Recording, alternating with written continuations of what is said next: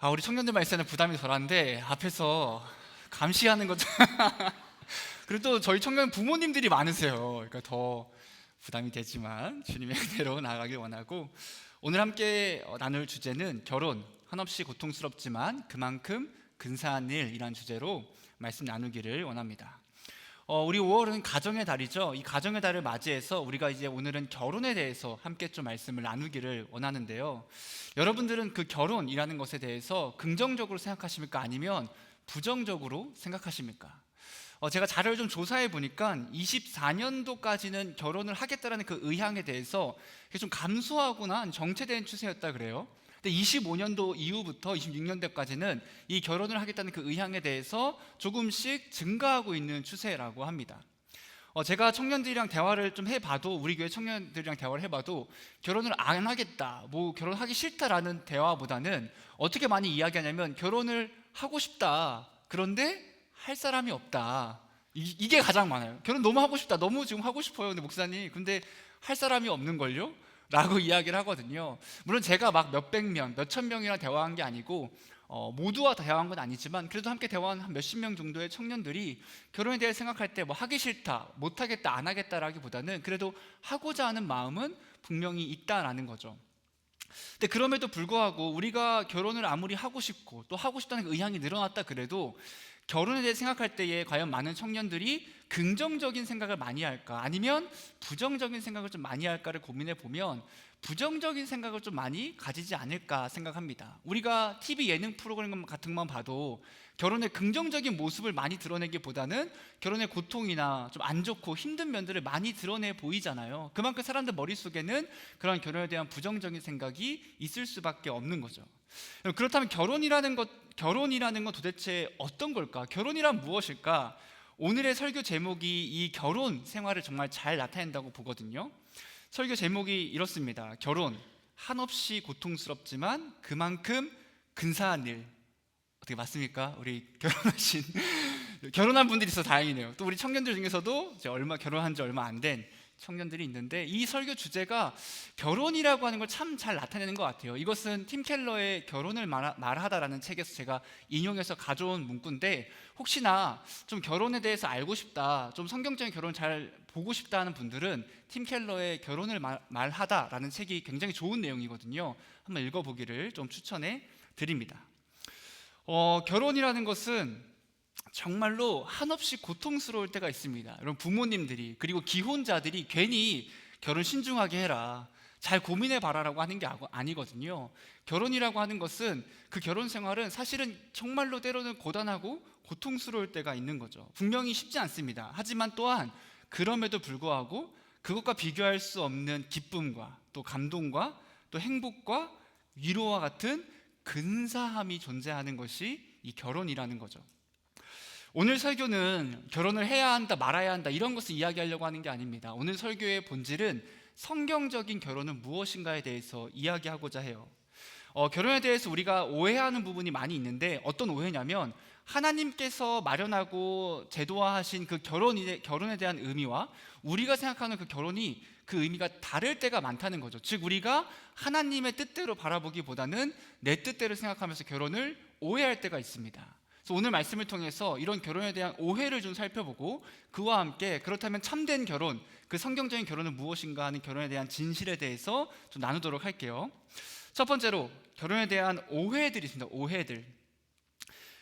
여러분들은 결혼에 대해서 어떻게 생각하는지 모르겠지만 결혼에 대해서 오해하는 게 있는데, 첫 번째로 어떤 오해가 있냐면 결혼에 대한 이상주의가 있습니다. 이상주의. 결혼 되게 이상적으로 생각하는 거죠.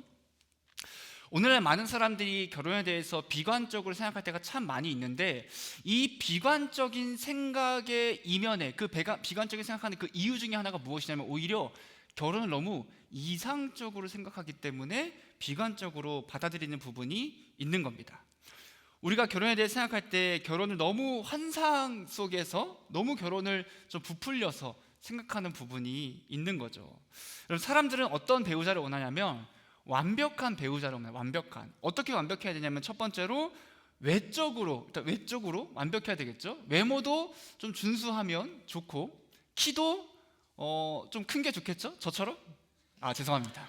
키가 좀 큰 게 좋겠죠? 아니면 뭐 그좀 엄청 크지 않더라도 그래도 나와 좀 비교했을 때 이 정도 됐으면 좋겠다라는 그런 외적인 부분이 있고, 성격도 나랑 잘 맞아야 하고, 그리고 돈도 뭐 재벌처럼 많진 않아도 어느 정도는 있었으면 좋겠다. 직업도 뭐 막 사람들이 막 선망하는 그런 직업은 아니어도 그래도 괜찮은 직업을 가졌으면 좋겠다라고 생각을 합니다.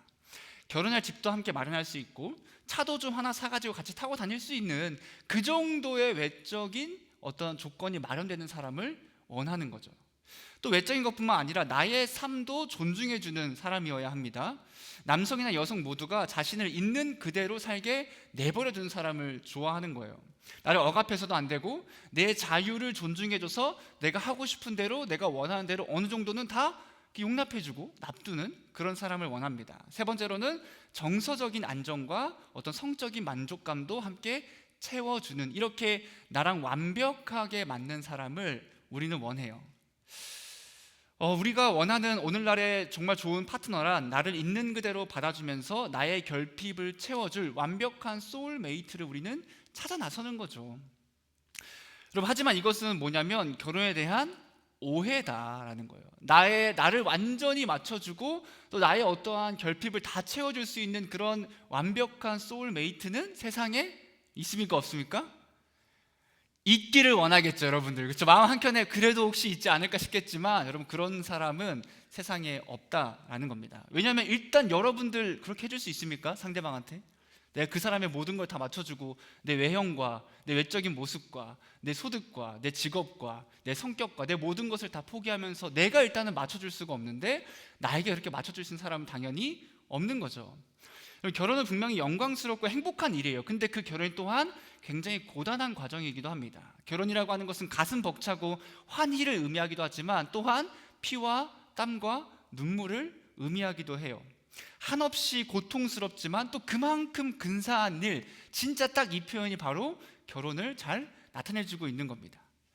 여러분, 주변에 결혼한 사람들 좀 이렇게 있잖아요, 우리 청년들도. 그럼 들어보면 마냥 좋은 얘기만 하니? 죄송합니다. 좋아요. 롯데월드 다녀왔던데 제가 또 잘 보고 있습니다. 좋아요, 너무 좋아요. 1년 좋아요, 2년도 좋고 계속 좋아요. 좋은데 마냥 영원히 좋지는 않을 수 있다는 거죠. 힘든 일도 분명히 이야기한다는 겁니다. 여러분, 결혼이라는 게 우리가 어떻게 알 수 있냐면 내가 사실은 몇십 년 동안, 20년, 30년 동안 다른 삶을 살았던 사람과 어떻게 한순간 딱 맞아떨어져서 평생 좋은 삶을 살 수 있겠습니까? 여러분, 부모님을 좀 생각해 볼까요? 우리들의 존경하는 부모님들, 너무 앞에 계신데 우리 부모님들 생각해 보시면, 부모님들 여러분 평생 안 싸우고 잘 지내시잖아요, 그렇죠? 근데 가끔씩 싸우실 때가 있잖아요. 여러분, 부모님들이 몇십 년을 결혼하셨습니까? 20년, 막 30년, 40년을 함께 있으셨는데 아직까지도 다투시고 아직까지도 서로를 이해하지 못하는 부분이 있거든요. 여러분, 결혼이라는 것은 그런 겁니다. 왜 그럴 수밖에 없는가? 일단 우리는 타락한 죄인이어서 그 죄인인 우리의 만남 가운데는 그렇게 고통스러움이 있을 수밖에 없고, 또 우리의 사랑 자체가 자기중심적인 사랑이기 때문에 나만 바라고 나만 원하는 모습을 보일 수밖에 없습니다. 그렇기 때문에 완벽할 수 없고 우리는 절대 완벽하지도 않은 겁니다. 그래서 우리는 나의 파트너는 외적으로나 내적으로나 환경적으로 완벽해야 돼라는 생각을 가지고 살아가면서 그렇지 못한 사람을 만나면 뭔가 하나라도 어그러지면 어떻게 생각하냐면 역시 이 사람은 나랑 맞지 않아, 내가 잘못 만났다, 나를 괴롭게 하는 잘못된 사람이라고, 나랑 완벽하게 맞지 않는 사람에 대해서 잘못되었다라고 오해하고 잘못 생각한 모습을 가지고 살아간다는 겁니다. 또 두 번째 어떤 오해가 있냐면 결혼에 대한 두려움이 있습니다. 결혼에 대한 두려움. 많은 청년들이 결혼에 대해서 두려움을 가지고 있는데 어떤 두려움이 있냐면 결혼을 하고 그 행복한 결혼 생활을 유지할 가능성이 낮다라고 보거나 안정적인 결혼 관계를 유지하는 것이 쉽지 않다, 그리고 더 나아가서 결혼을 한 다음에 성적으로 언젠가 따분해질 날이 올 것이다 라고 하는 두려움 가운데 살아가는 거죠. 사람들은 결혼 생활을 할 때 점점 더 좋아질 거야, 행복해질 거라는 생각보다는 결혼을 하면 시간이 지나다 보면 점점 더 불행해지지 않을까? 안 좋아지지 않을까? 따분해지지 않을까라는 어떤 두려움을 가진다는 겁니다. 이렇게 생각할 수 있죠. 어떻게 한 사람과 목사님 평생을 살 수 있습니까? 어떻게 이 한 사람과 우리가 지금 100세 시대인데 만약에 30살에 결혼하면 우리 신영이가 26살? 8살에 결혼한 거잖아요. 한 80년 살아야 되나? 좀 장수한다 싶으면 권일가 80년 충분히 살 수 있잖아요. 그렇죠? 아니에요? 근데 80, 뭐 70년, 아니 60년? 이렇게 생각하면 이런 거죠. 어떻게 한 사람과 그렇게 평생을 살 수 있습니까? 라고 하는 그 질문에는 이런 의도가 담겨져 있는 거예요. 어떻게 한 사람과 평생 이야기하고 한 사람과만 평생 놀고 한 사람과 평생 성관계를 하면서 즐길 수 있겠습니까? 그것보다는 차라리 연애만 하면서 여러 사람들이랑 대화하고 여러 사람들이랑 놀고 여러 사람들과 성적인 관계를 맺으면 그게 더 즐겁고 행복하지 않을까요? 라고 이야기하는 부분이 있는 겁니다. 그래서 한 번 결혼하면 쉽게 끊을 수 없으니까 오늘날 많은 청년들이 동거를 시작하죠. 동거를 통해서 뭘 하려고 하냐면 나와 맞는 배우자를 색출하려고 하는 겁니다. 그러니까 좋은 사람을 선택하는 게 아니라 그 안에서 꼽아서 어떻게든 나랑 더 완벽하게 맞는 사람을 색출하려고 준비하는 거죠. 하지만 이것은 우리의 잘못된 결혼관이라는 거예요. 실제로 많은 사람들이 이혼이 굉장히 빈번하게 일어나고 있다고 생각하지만 제가 좀 찾아보니까 우리나라에 혼인하고 4년 이하 되는 그 결혼한 사람들의 이혼율이 16.7%라고 하거든요. 물론 뭐 매우 낮은 수준이 아니라고도 볼 수 있지만 그래도 우리가 생각하는 것처럼 거의 뭐 반 이상이 이혼하는 것처럼 보이는 세상에 생각보다 사람들은 굉장히 잘 살아가고 있다라는 거예요. 그러니까 많은 청년들이 결혼은 불행하고 불만족스러울 거라는 그런 오해가 있습니다. 세 번째로는 이 결혼은 우리를 억압하는 제도다라고 오해합니다. 오늘날 사람들은 결혼을 나의 삶을 옥죄는 구속이야 라고 생각하고 그래서 결혼할 때는 우리가 이 삶을 제한받지 않기 위해서 우리 혼인신고를 하지 말자, 우리 자유롭게, 우리 사랑하니까 자유롭게 살아가자라고 이야기하는 거죠. 결혼이란 제도에 얽매이지 않고 그래서 결혼할 때 이렇게 묻습니다. 목사님, 혼인신고를 꼭 해야 합니까? 우리 너무너무 사랑하고 너무 좋아하는 존재인데 굳이 이런 혼인신고라고 하는 제도의 그런 틀에 얽매이고 싶지 않습니다라고 이야기하는 청년들도 종종 있거든요. 여러분, 하지만 이 혼인신고라고 하는 그것은 굉장히 중요한 부분이라는 거예요. 성경은 사랑에 관해서 이야기할 때에 내가 타인에게, 상대방에게 얼마나 많은 것을 받고자 하는 것을 이야기하는 것이 아니라 내가 얼마나 상대방에게 많은 것을 줄 수 있는가에 대해서 이야기합니다. 이 사람을 위해, 내 배우자를 위해서 얼마나 많은 걸 기꺼이 내가 잃을 수 있고 또 많은 큰 자유를 내놓을 수 있고 소중한 시간과 내 감정과 내 재물을 얼마나 많이, 그것도 흔쾌히 기꺼이 그 사람을 위해 내가 내어줄 수 있고 사용할 수 있는가를 이야기하는 거죠. 그렇게 할 때에 결혼 서약이라는 것이 중요한 증거가 되는 겁니다. 내가 결혼하는 사람과 혼인신고를 하지 않겠다라고 하는 것은 물론 그들이 마음 가운데서는 우리가 사랑하니까 제도에 얽매이고 싶지 않다는 것도 분명히 있겠지만 더 깊은 본질은 이런 마음이 있을 수 있어요. 나는 당신을 사랑합니다. 하지만 사회적으로 내가 당신을 향한 의무를 질 수는 없습니다. 나는 당신에게 내 모든 것을 줄 만큼은 사랑하지 않습니다 라는 의미일 수 있고, 또 하나로 서로 사랑하기만 되지, 야 뭐하러 결혼이라는 제도에 혼인신고라는 그런 법에 우리가 얽매여야 돼, 그런 거 하지 말자라고 하는 그 말에 어떤 의미가 있을 수 있냐면 당신을 사랑하긴 합니다. 하지만 굳이 당신과 내 모든 짐을 함께 지고 싶지는 않습니다 라는 의미가 될 수밖에 없는 거죠. 왜? 혼인신고를 안 하면 언제든지 자유롭게 헤어질 수 있거든요. 하지만 혼인신고를 하게 되면 그 헤어짐이 굉장히 어려워질 수밖에 없고 사실은 그것이 우리의 그런 약속과 서약이 되는 겁니다. 오늘날 사람들은 의무가 끼어들면 굉장히 좋지 않은 관계라고 생각하지만 결혼에 대해서 오해하는 것 중에 하나인 부분이죠. 결혼을 하지 않고 동거만 하는 것, 혼인신고만 하려는 그 모든 모습은 결국은 내가 상대방을 향해 우리 서로가 책임지지 말자, 우리 어느 정도까지만 좋아하고 맞지 않으면 기꺼이 쿨하게 헤어지자라고 하는 그런 마음이 있는 겁니다. 마지막 네 번째로 결혼에 대한 오해는 사랑을 거래로 본다는 거예요. 거래로.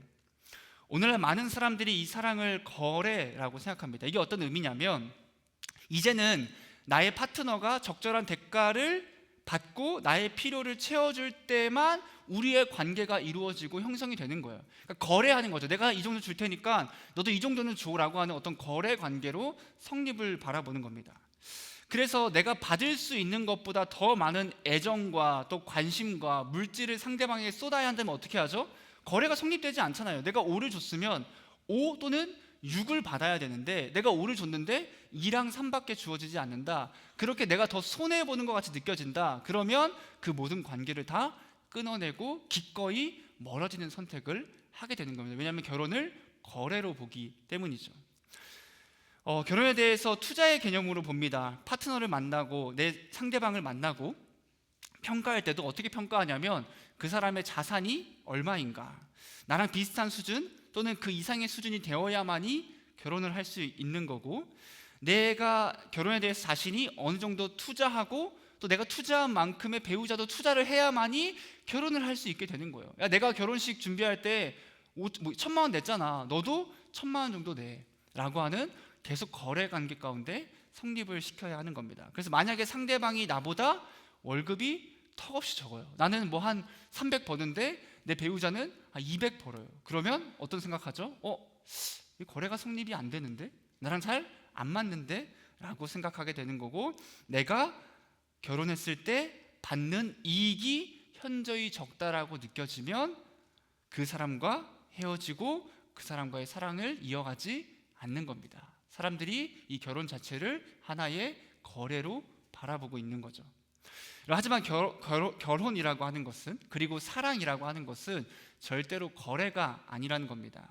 거래 관계로서 결혼을 하게 되면 세월이 흐르고 흐를수록 이 거래가 점점 좀 불공평해질 수 있겠죠. 불평등해질 수 있겠죠. 그렇게 되면 차츰차츰 그 거래가 성립되지 않음에 따라서 상대방을 바라볼 때 그 모든 안 좋은 모습이 다 내 마음에 안 좋게 다가올 수밖에 없는 겁니다. 그렇게 되면 그 사람과 내가 관계를 계속 유지해야 되나 말아야 되나라고 하는 하나의 장사꾼의 모습으로 나아갈 수밖에 없는 거죠. 그럼 상대방에 대한 헌신과 희생이 없는, 진짜 진정한 사랑이 없는 하나의 거래로 성립된 결혼이 될 수밖에 없습니다. 이것도 우리가 오늘날 결혼에 대해서 흔히 생각하고 있는 오해 중에 하나라는 거죠.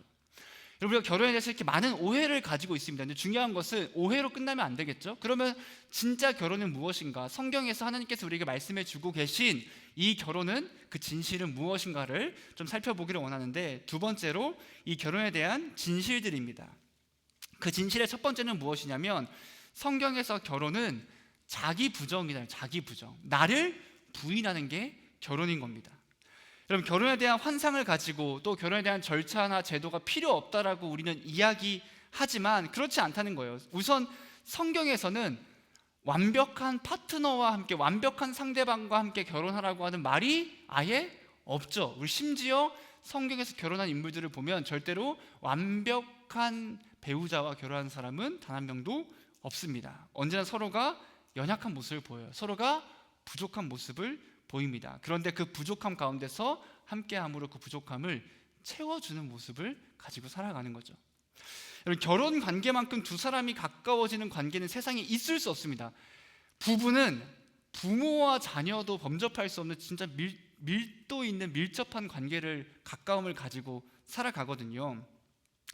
따라서 누군가와 결혼하는 그 순간부터 서로가 굉장한 변화를 경험하게 됩니다. 결혼을 하면 좋든 안 좋든 그 사람의 여러 가지 모습을 볼 수밖에 없어요. 여러분, 연애할 때는 잠깐 오래 만나봤자 몇 시간 만날까요? 한 12시간 만난다 칠까요?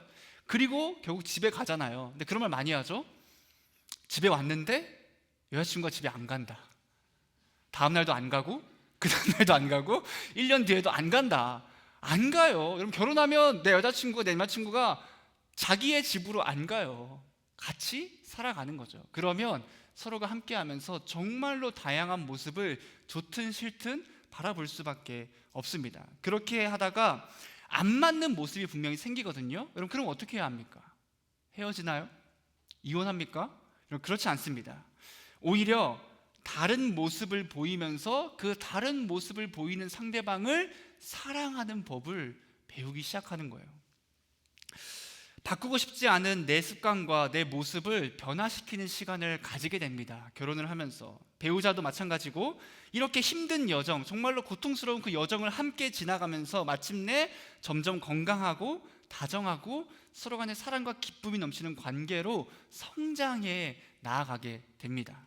여러분, 결혼의 목표는 무엇이냐면 자아 실현에 있는 것이 아니라 결혼의 목표는 자기 부정에 있습니다. 자기 부정. 서로가 각자를 부족한 존재로 인식해야 돼요. 나도 부족하고 당신도 부족한 사람, 우리는 부족한 존재가 하나가 되었다라고 생각해야 됩니다. 그리고 그 부족함을 어떻게 채워야 하면 성령으로 말미암아 채우고 예수 그리스도 안에서 하나됨으로 그 부족한 부분을 채우며 나아가야 합니다.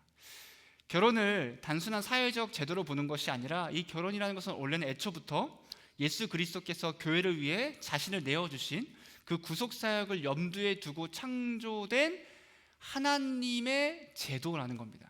그러니까 단순히 사람들이 만든 제도가 아니라 이미 예수 그리스도의 그 대속을 바라보며 교회를 위해서 준비된 하나님이 세우신 제도가 결혼이라는 거예요. 그리스도께서 우리가 사랑스러워서 우리를 위해 죽은 것이 아니라 우리를 사랑스럽고 거룩하게 만드시기 위해서 자기의 목숨을 바치셔서 헌신하고 희생하며 순종하셨던 것처럼 이 결혼의 핵심 원리가 이런 겁니다. 결혼은 내 자아 실현을 위해 상대를 소비하는 것이 아니라 자기 부정, 내가 상대방을 위해 예수 그리스도처럼 기꺼이 나를 낮추고 섬기고 때론 죽이고 순종하는 모습을 보이면서 그렇게 복음 안에서 서로가 온전히 빚어지는 것, 아름다운 모습으로 빚어가는 것이 그럼 결혼이라는 거예요. 완벽한 사람끼리 만나서 시작하는 것이 아니라 부족한 사람끼리 만나서 예수 그리스도 안에서 그분의 희생을 따라서 함께 아름답게 빚어져 가는 것이 결혼입니다. 부부는 이 복음의 신비를 매일의 삶 속에서 경험하며 실천하는 그 거룩한 공동체가 됩니다. 고린도전서 13장 4절 5절 말씀 우리 한번 앞에 보고 같이 읽어보도록 할게요. 시작. 사랑은 오래 참고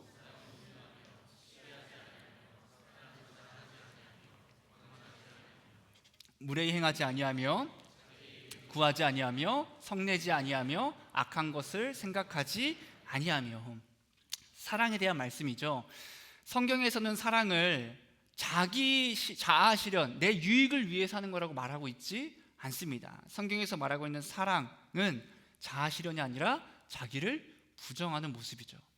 성경에서 말하고 있는 결혼은 내 자아를 실현하는 완벽한 사람을 만나는 것이 아니라 내 스스로를 부정하는 그 자기 부정을 통해서 그 부부가 예수 그리스도의 아름다운 그 자녀로 성장하고 빚어져 가는 것이 참된 결혼의 모습이고, 그게 예수 그리스도가 우리에게 보여주신 모습이며 그게 참되고 진실한 사랑과 결혼의 모습이 되는 겁니다. 두 번째로 결혼에 대한 진실은 성경에서 결혼은 언약입니다. 언약. 성경은 결혼을 감정으로만 표현하고 있지 않아요. 근데 우리 많은 사람들이, 많은 청년들이 이 결혼을 감정으로만 대하려고 합니다. 그렇지만 사랑이라는 감정은 시간이 지나면 옅어질 뿐이죠. 너무너무 뜨겁고 너무너무 좋은데 결국 시간이 지날수록 그 감정으로만 사랑을 생각하면 옅어질 뿐입니다. 성경이 말하는 결혼의 중요한 개념의 중심에는 언약이 있어요. 언약 관계라는 거죠. 결혼이라는 것은 남편과 아내 사이의 언약이고 이것은 또한 하나님과 서로 간의 언약을 의미합니다. 그렇기 때문에 배우자뿐만 아니라 하나님과도 함께 맺은 계약이거든요. 그래서 내가 배우자와의 신의를 저버린다면 그것은 하나님과의 그 계약 관계도 저버린 것과 동일하다는 거예요. 왜냐하면 하나님과 똑같은 언약, 계약을 맺은 거기 때문이죠. 여러분, 그럼 언약이란 무엇일까? 언약은 사랑과 법이 어우러진 관계를 언약이라고 표현하는데, 법적인 관계처럼 견고하고 구속력이 있으며 사랑처럼 친밀하고 인격적인 것, 그게 언약 관계라는 거예요. 사랑이지만 또한 법적인 구속력을 가지고 있는 거죠. 그래서 우리가 결혼할 때는 결혼 서약을 할 때에 우리가 현재 정말 사랑하고 잘 살겠습니다라고 이야기하는 것이 아니라 우리가 이 결혼식을 통해서 장래에 함께할 그 시간을 바라보면서 우리가 함께 서로 사랑하겠습니다, 서로가 잘 지내고 순종하고 헌신하겠다라고 고백하는 겁니다. 결혼식도 마찬가지고 결혼 서약도 마찬가지예요. 지금 당장만 바라보면서 우리 너무 사랑해요라고 고백하는 것이 아니라 앞으로 있을 우리의 삶 가운데에서 하나님 예수 그리스도 안에서 우리가 서로 사랑하겠습니다, 잘 살겠습니다, 믿음으로 살아가겠습니다라고 고백하는 거죠. 결혼이라는 것은 세상 그 누구보다 가까워지는 관계입니다. 하지만 사람들은 자신이 연약하고 부끄러운 모습을 안 보여주고 싶잖아요. 결혼한 다음에도 내가 그래도 좀 어떤 부족한 모습, 상대방에게 보여주기 싫은 모습이 분명히 있단 말이죠. 그런데 결혼 생활에 발을 디디면 비로소 아까 말했듯이 서로의 민낯을 보게 됩니다. 와, 이런 모습을 가지고 있었단 말이야? 이런 말을 한다고? 이런 생각을 한다고? 이런 행동을 한다고 하는 그런 민낯을 좋은 모습이든 나쁜 모습이든 서로가 바라보게 되는 거죠. 그 사람의 진짜 행동과 진짜 성격을 여러분 결혼하면 볼 수 있습니다. 연애할 때 이 사람은 진짜 좋은 사람이야 라고 딱 했는데, 결혼했는데 이상하다, 내가 연애할 때는 이런 모습이 아니었는데 라는 생각이 안 들면 이상하다라고 저는 생각하는데, 아직 너무 안 됐으니까, 너무 어려지시니까 제가 스스로 생각하겠습니다. 그런 것 같아요. 참 다름이 많은 것 같습니다. 근데 또 하나 여기선 없지만, 아이가 그렇게 큰 변수일지 몰랐습니다. 그날의 축복이 오기를 기대합니다, 여러분. 결혼도 변화를 보지만 아이가 탄생한 이후에 또 한 번 더 서로가 변화하면서 또 정말로 깊게 사랑하는 모습이 되는 것 같아요.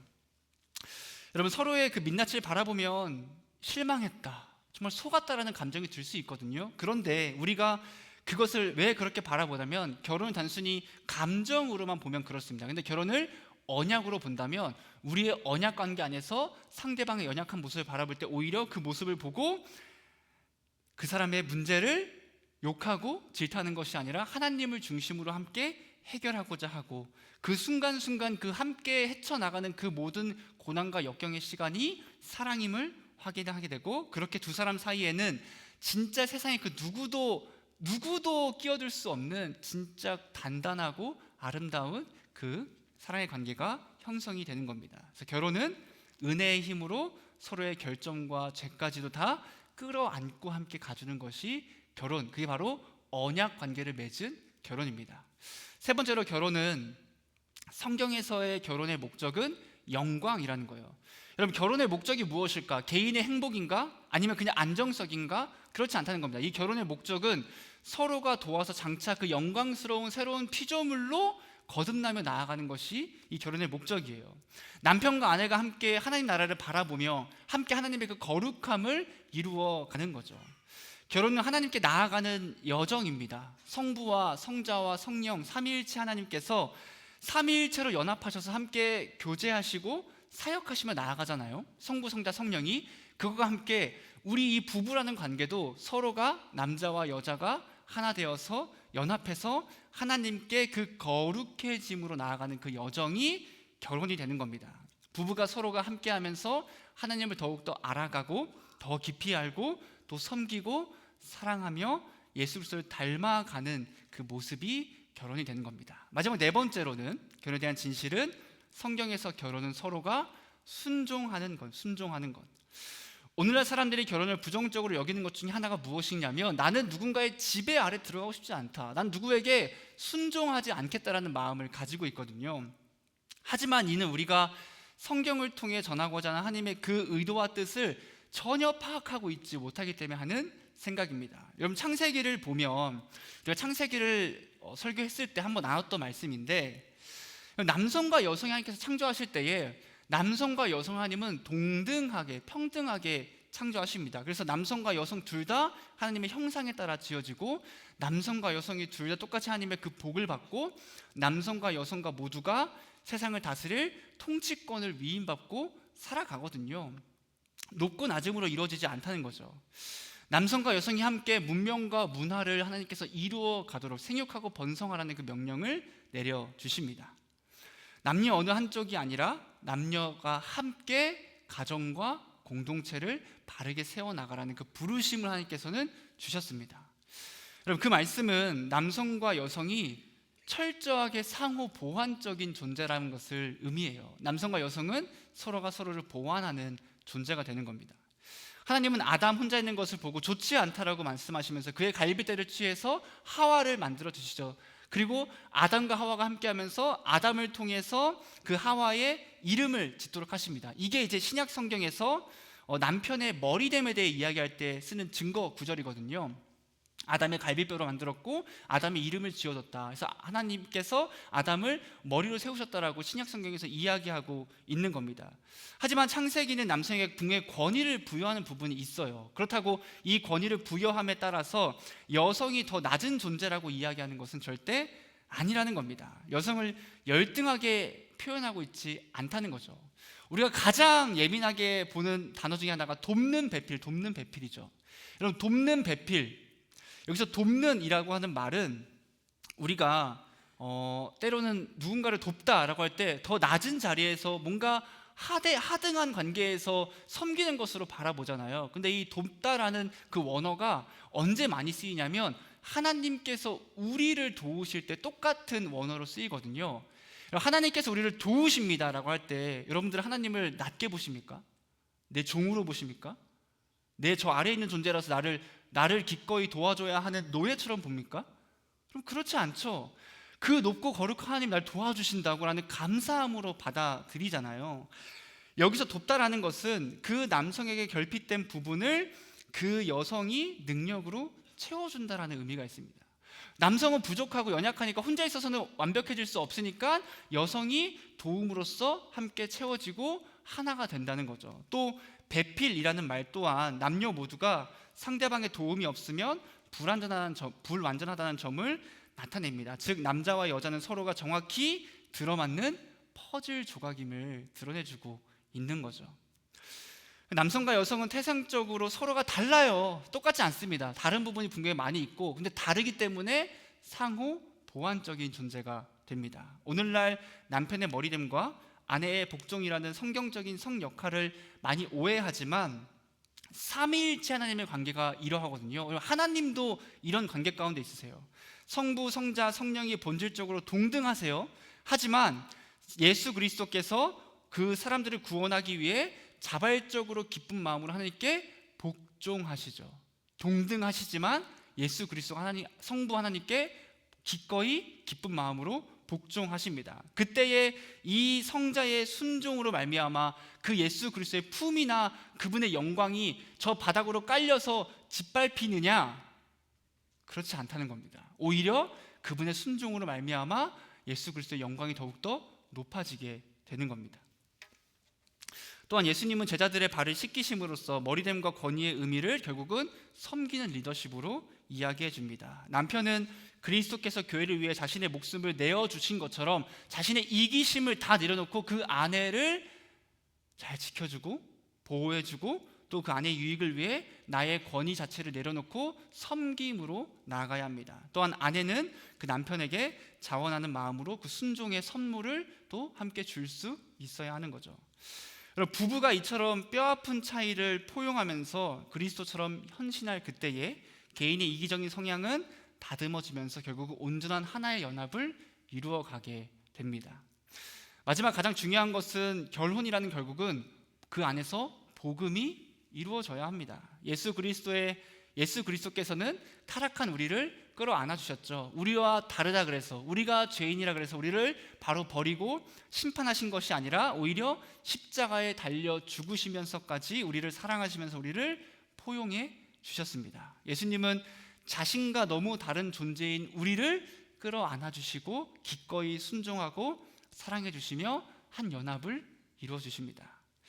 결혼이라고 하는 것은 완벽한 두 사람의 결합이 아니라 영적으로 깨어진 두 죄인이 만나 십자가의 은혜라는 그 연마제를 통해 서로의 모난 곳을 깎아내고 거룩한 하나님의 형상을 조각해나는 거룩한 작업장이라고 팀 켈러는 이야기합니다.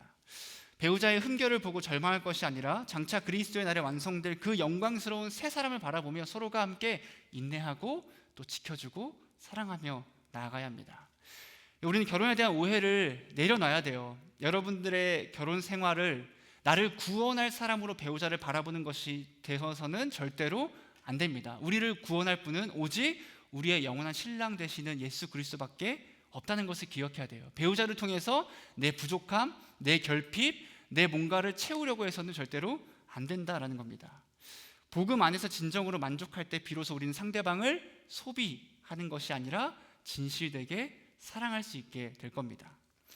한없이 고통스럽지만 그만큼 근사한 것, 그럼 그것이 결혼이고, 아마도 백문이 불여일견, 제가 100번 이야기하는 것보다 여러분들이 이 말씀을 중심으로 기도하면서 결혼을 준비하고 직접 결혼을 했을 때 아마도 더 잘 다가오지 않을까 싶습니다. 그럼에도 불구하고 하나님께서 우리에게 선물로 주신, 우리의 오해를 다 내려놓고 하나님의 그 성경적 아름다움 안에서 선물로 주신 그 결혼을 여러분들이 아름답게 누리고 그 안에서 서로가 아름답게 빚어지며 하나님의 아름다운 형상으로 나아가는 우리 청년들이 되기를 주님의 이름으로 소망하고 축복합니다.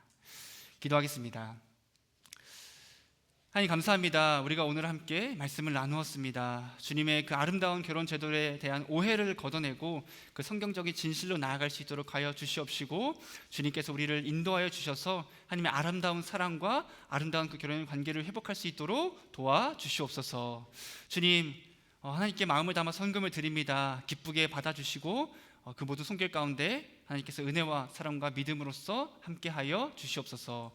모든 것에 감사드리며 살아계시고 사랑이 많으신 예수 그리스도 이름으로 기도드립니다. 아멘.